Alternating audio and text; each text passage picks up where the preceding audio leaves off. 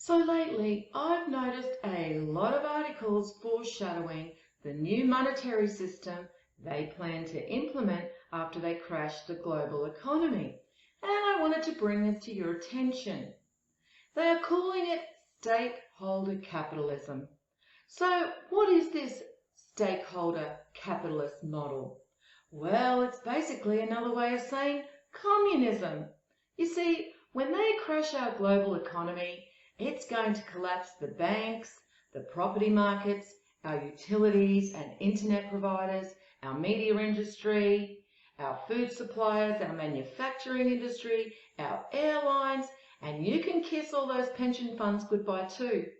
So of course, after everything has collapsed under bankruptcy, our governments will be our saviours and they will ride in on their white horse and implement their great reset by nationalising everything that has collapsed.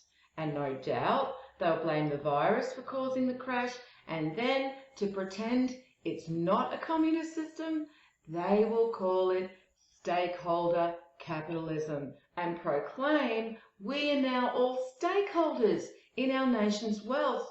Look at the Chinese. Do they look like happy stakeholders in their country's wealth? Because the Chinese system is a communist capitalist system. So let's look at this first article from CNBC featuring this human excrement CEO of BlackRock, Larry Fink.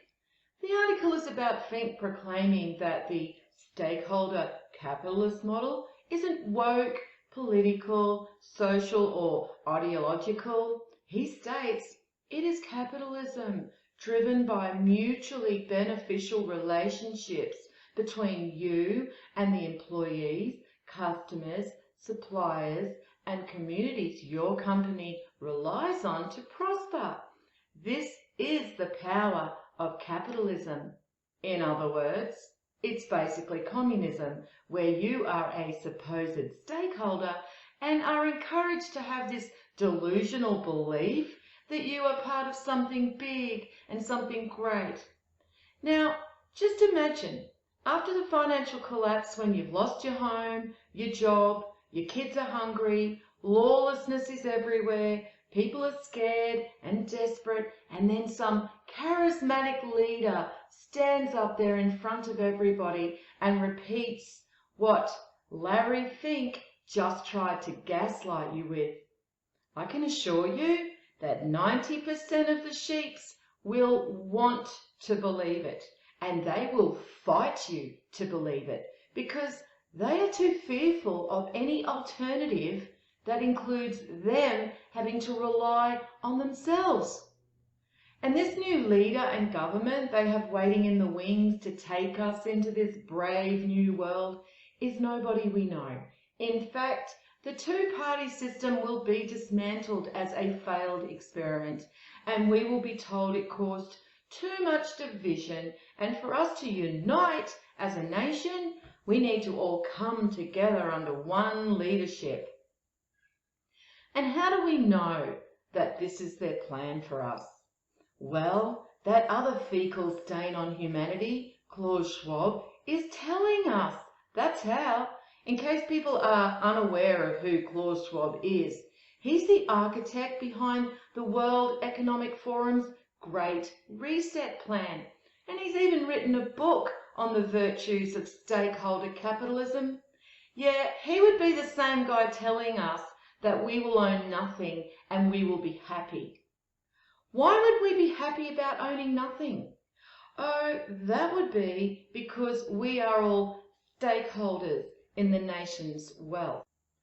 So coincidentally, the day before this CNBC article comes out about Larry Fink proclaiming the virtues of a stakeholder capitalist model, we have another CNBC article about Oxfam regarding obscene inequality, and Oxfam saying taxing the world's richest could help save lives. Can you see the pattern forming here?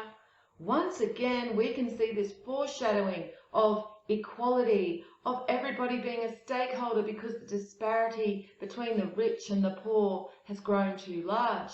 This will also help them sell their new communist capitalist model to the masses, because now those greedy billionaires won't be able to selfishly hoard all the wealth in this new fairer system. They will be equal stakeholders, just like you. And surprise, surprise, the article continues on that this Oxfam report was released ahead of this week's virtual World Economic Forum meetings where world leaders are set to discuss global challenges. And just in case anybody is still in doubt about the fact all roads lead to Rome, BlackRock CEO Larry Fink met with his Jesuit master in 2018, so it really can't get any clearer to who is the hidden hand controlling everything from behind the curtain. Let's also not forget that not only is BlackRock a World Economic Forum partner, but they are the world's largest asset manager with $10 trillion in assets under management as of January 2022. And they became the first foreign-owned company allowed by the Chinese government to operate a wholly owned business in China's mutual fund industry. If you don't know why that's significant, I suggest you watch my last video about China's ghost cities. Then finally, we have this Reuters article from December 2020 showing the Jesuit pictured with 27 CEOs, which include Mark Carney, who was the former governor of the Bank of Canada from 2008 to 2013, and he was also the former governor of the Bank of England from 2013 to 2020, and the CEOs of Salesforce, Johnson & Johnson, MasterCard, BP, Visa, State Street, Bank of America, as well as State of California Treasurer Fiona Ma, OECD Secretary General Angel Gurria, and last but not least, Lynn Forrester the Rothschild. They are all members of the Council for Inclusive Capitalism. Yes, let me just repeat that.